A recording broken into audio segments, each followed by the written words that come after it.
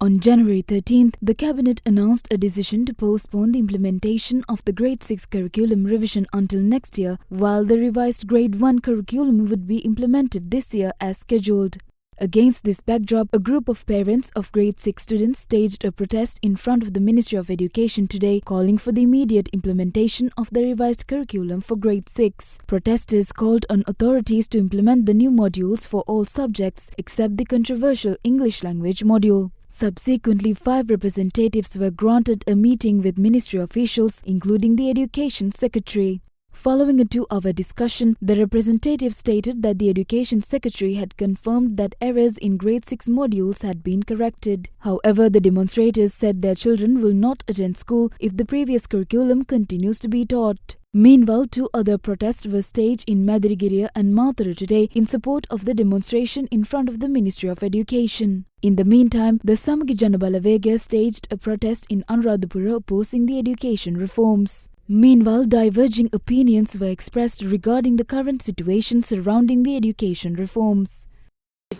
More than 300,000 children are losing an opportunity due to a minor issue. This is an unfortunate situation for the nation. Mistakes can happen.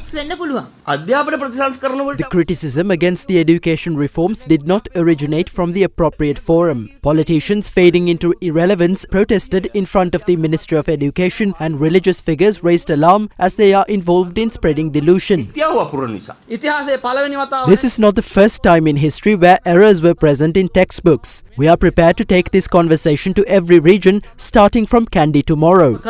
A national movement for education reforms has now been established. But why announce it to the public only now? It should have been done last year before the reform process began.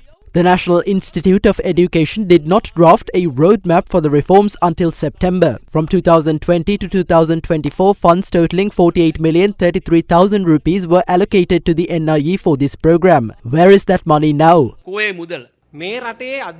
Reforms are essential for the development of education in our country. However, they cannot be implemented haphazardly. It is unclear who drafted these reforms or whether a committee was responsible for them. The government knew that proceeding in this manner would not be successful. An expert committee on education must be established immediately. Fulfill your promises instead of remaining inactive.